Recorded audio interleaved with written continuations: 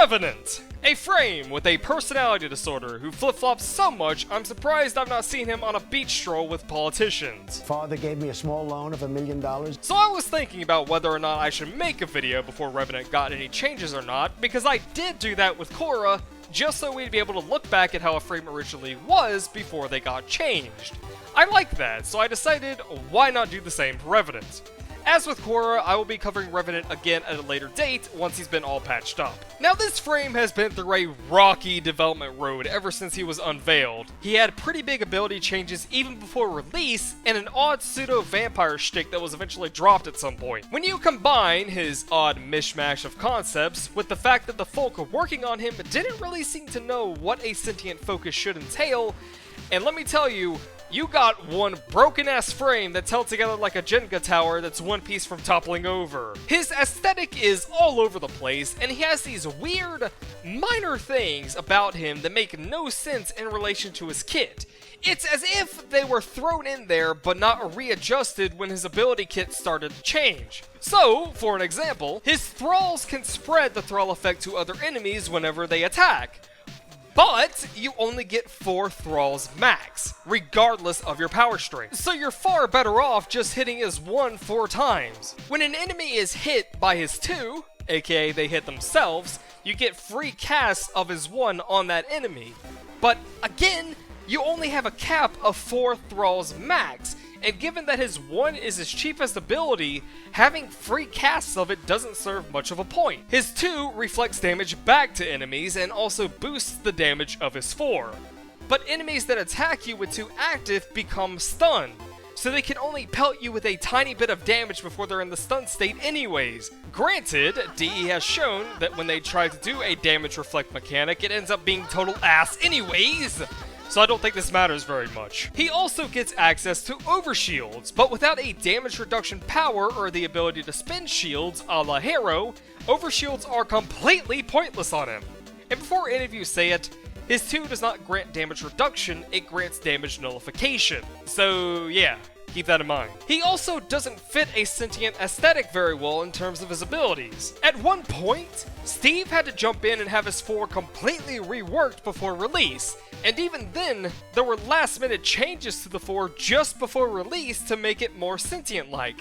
It really does feel like the people who were working on Revenant didn't know what a sentient actually was, and that is disappointing, because a frame with a great aesthetic but weak power set can always be buffed. Those are just number changes. But a frame with a concept that was butchered aesthetic-wise is a lot more challenging to fix. So honestly, at this point, I'm just hoping that DE learned from Revenant so that this doesn't happen again in the future. But the concept flaws aside, for now, how is he in terms of viability?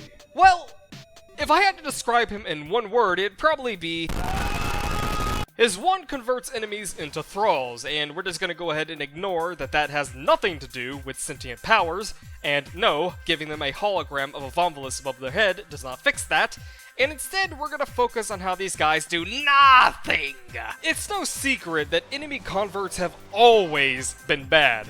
Nyx's mind control targets, and indeed anything that causes enemies to turn on one another in general, the summons from Cyanoid Heliocore, Inaris' Sand Clones, Necros' Shadows, every single one of them are terrible when it comes to any sort of damage use, though Necros gets by because of things like his augment. The only thing that they have going for them right now is being minor aggro deflectors, and I do mean minor.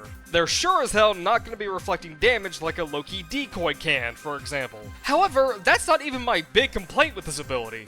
As I said, a sentient design should not have an ability revolving around turning enemies into thralls. If anything, that's an Orcan aesthetic. So the thralls themselves being bad, I don't care about. My actual gripes are instead with these. These jizz geysers are what would have made thralls worth it if they were at all designed well.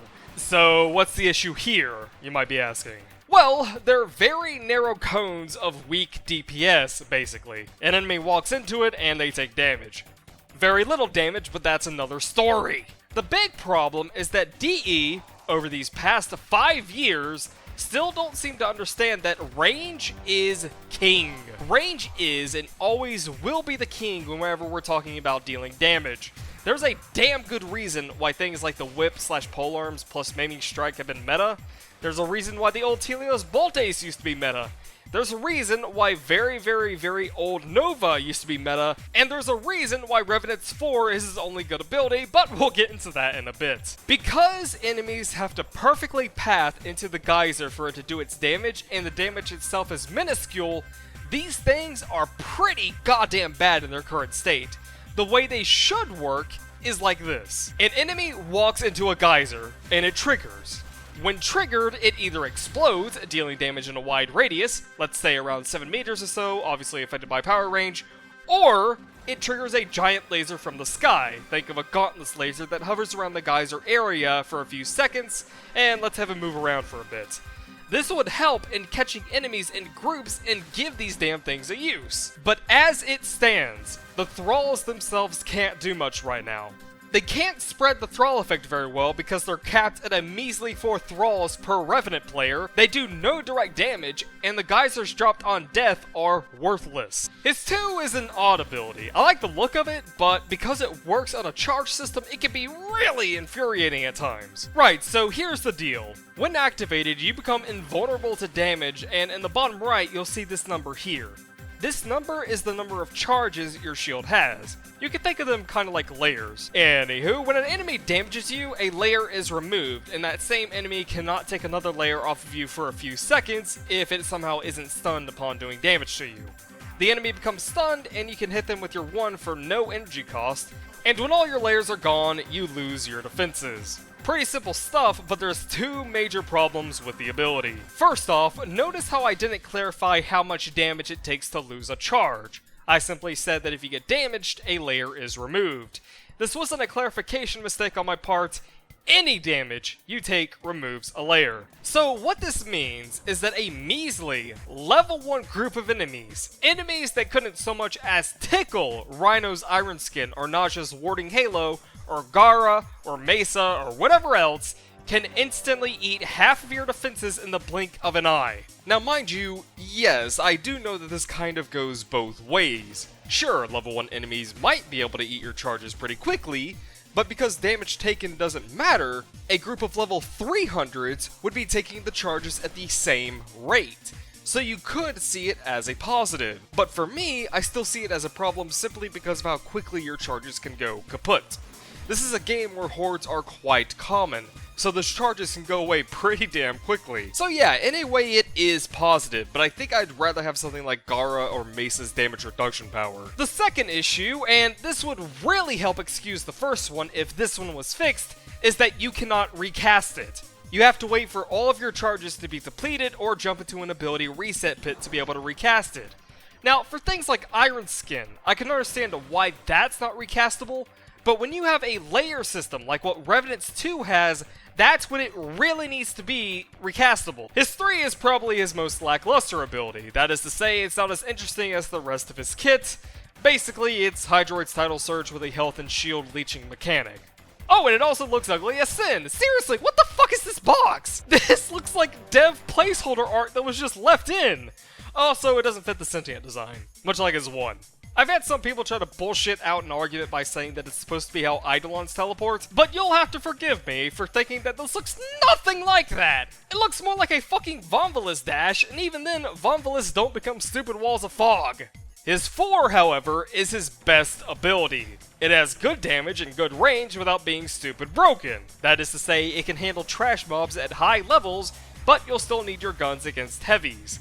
At first, I wasn't very happy with the ability aesthetic-wise, as I felt that it really should have been something like Gauntless's Laser Rain instead. But then I remembered that this is indeed a sentient power. It mimics the laser disco that sentient units, the Stalker, and the Gauntless can do. Once I remembered that, I then remembered that this ability in particular was changed thanks to Steve's input. So yeah, that definitely would explain why this ability fits Revenant the most, Steve being the creative director of the game and all. But anyways, I like it. I do think that the animation is a bit goofy though, and I think it would benefit from having the laser's point of origin not be Revenant's hand that's sticking out here, but instead be the hand that he's raising up. Other sentients usually put their laser disco ball of death above their heads in some way, and I don't think it would look as goofy if that worked the same way with Revenant. But overall, I like his 4. Overall, I'm not much fussed about how lackluster he feels right now, barring his 4. He can always be buffed. I'm more disappointed in that the design of his ability kit, for the most part, is pretty goddamn bad. It's rare that this happens too, but the most disappointing part about it is that, like I said before, it'll be a lot more difficult to fix. There would have to be a lot of ability redesigns, animation changes, etc, etc. So I really can't say I'm holding my breath. But hey, let's end on a good note. I found this mildly amusing glitch in Captura. Woo, look at them go. Yeah, alright, I'm gonna go play some Monster Hunter. I'll see you guys later.